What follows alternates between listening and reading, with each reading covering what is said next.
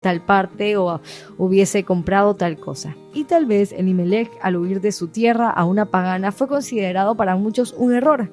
Pero vemos el plan final de Dios, que Noemí se quedara sola para volver junto a su nuera y que su nuera sea viuda para conocer a Booz. Y que de ahí, de esa descendencia, nazca nuestro Mesías. No todo está en el control del Señor. Debemos tener una mirada más allá de nosotros mismos, porque lo que nos pasa, nuestras oraciones, nuestra vida misma, no nos afecta a nosotros solamente, sino a nuestras generaciones. Por eso, cuando pasamos por momentos difíciles, recordemos que Dios hará cosas grandes que ni siquiera nosotros podremos verlas ahora en vida, sino que será para nuestros hijos, nietos, generaciones más allá. Así que no nos decepcionemos si vemos que nuestras oraciones o nuestra situación no es solucionada. Hay algo más allá, como en la historia de Ruth.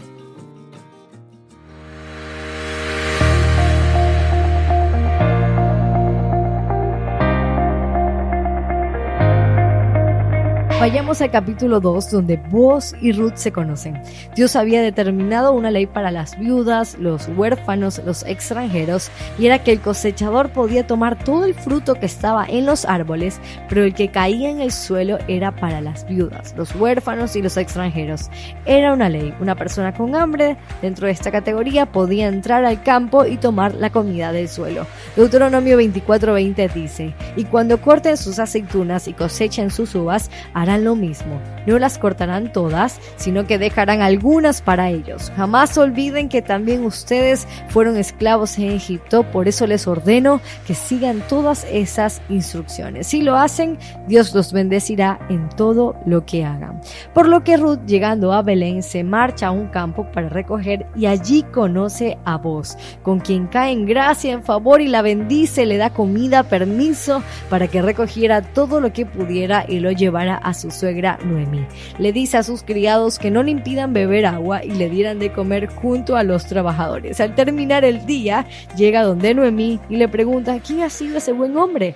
Ese buen hombre que la ha bendecido tanto. Ruth le dice que es Booz, y el clímax de la historia ocurre aquí. Booz era el pariente cercano con quien podría casarse Ruth. Y dirás, ¿cómo un pariente cercano podría casarse con ella?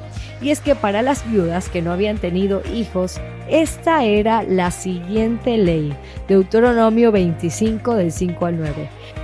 Cuando hermanos habitaren juntos y muriera alguno de ellos y no tuviera hijo, la mujer del muerto no se casará fuera con hombre extraño, su cuñado se llegará a ella y la tomará por su mujer y hará con ella parentesco. Y el primogénito que ella diere a luz sucederá en el nombre de su hermano muerto, para que el nombre de éste no sea borrado de Israel.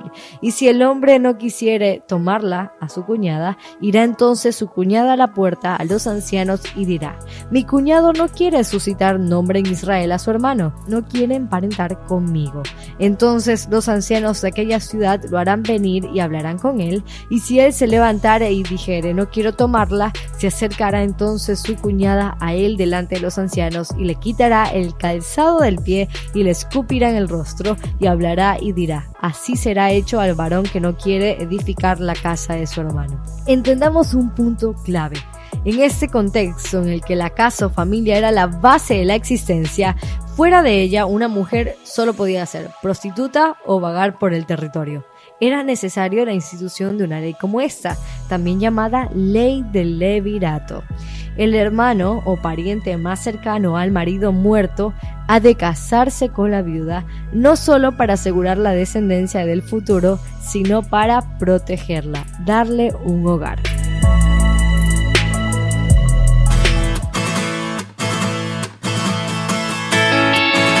Ahora volvamos a la historia. Ruth vuelve a salir los días siguientes a recoger junto con las criadas de Boaz la cosecha, pero pasado ese tiempo, Noemí le dice a Ruth que le tire la bomba. Noemí era la casamentera. Le aconseja que le diga que debe redimirla. Así que ella va a la tienda, a la habitación de Boaz y se acuesta secretamente. Cuando Boaz se despierta y la ve, le pregunta quién era. Ella le dice que era Ruth y que él debía redimirla, casarse con ella. Él la elogia porque no buscó un joven para casarse, sino a él, a Booz, y es que según comentarios se dice que él era un hombre muy reconocido en la ciudad y muy piadoso, pero ya era mayor. ¿Qué le dice Booz? ¿Acepta o no? Había un inconveniente para que él la tomara como esposa: un pariente más cercano. ¿Qué parentesco era Booz? Según los comentarios y la tradición judía, era el sobrino de Elimelech, pero aún había un hermano vivo de Elimelech, y él tenía el primer derecho a sus campos, tierras y por ende a restituir o casarse con Ruth. Así que le dice Booz a Ruth que se pondrá manos a la obra en el asunto y que al amanecer de ese día ya tendría una respuesta. ¿Qué es lo que hará Booz? Escuchemos lo que dice la historia según Flavio Josefo. A mediodía Booz bajó a la ciudad y reunió al Senado. Acoto que todo era legal aquí, así que tenía cierto protocolo, y mandó a llamar a Ruth y a su pariente. Cuando éste llegó, le preguntó Booz: ¿no retienes tú la herencia de Elimelech y guardas a sus hijos? El pariente admitió que la retenía y que lo había hecho de acuerdo con lo que permitían las leyes, porque era el pariente más próximo. Dijo entonces Booz: no debes recordar las leyes a medias, sino cumplirlas en todo lo que mandan. Vino la viuda de Malón y tú tienes que casarte con ella de acuerdo con las leyes, si quieres retener sus campos. El hombre cedió entonces los campos y la mujer a Booz, que también era pariente de los difuntos, alegando que él tenía esposa e hijos.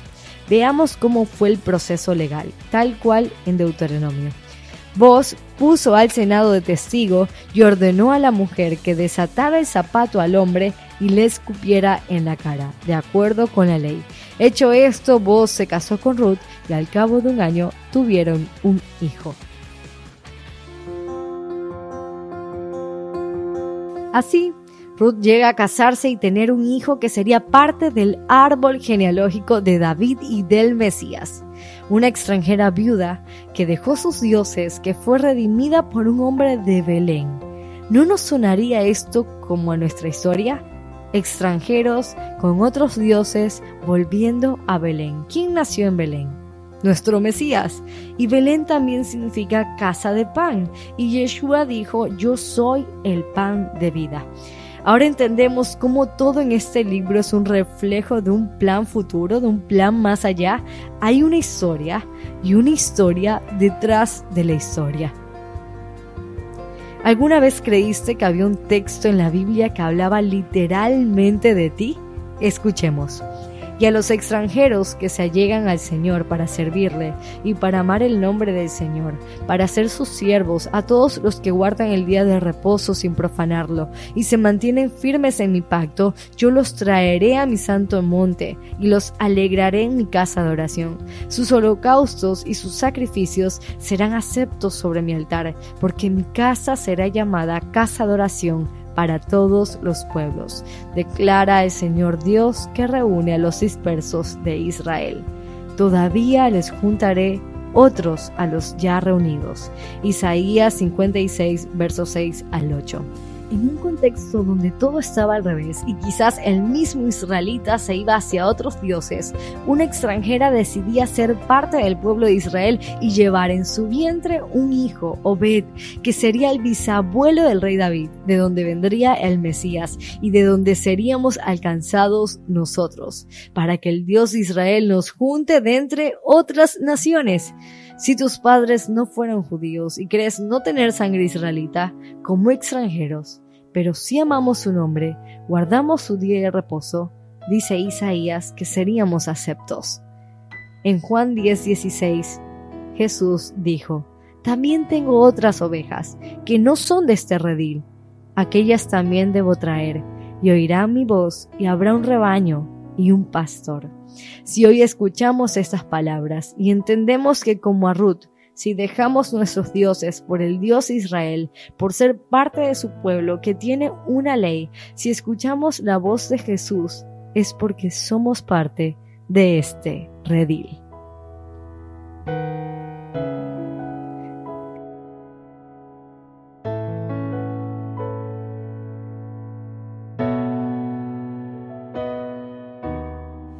Ruth ha sido un libro que cumple lo que un dicho popular dice: los mejores perfumes vienen en frascos pequeños. 4 capítulos y un llamado a que nosotros entre las naciones no volvamos a Moab, sino que nos vayamos a Belén, donde está nuestra salvación.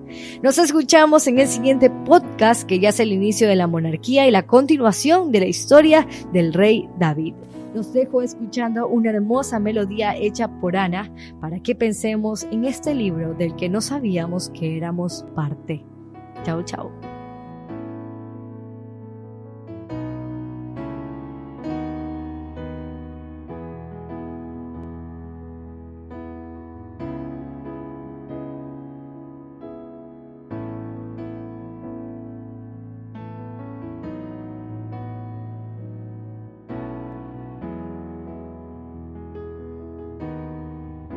Buenas noticias, Abigail.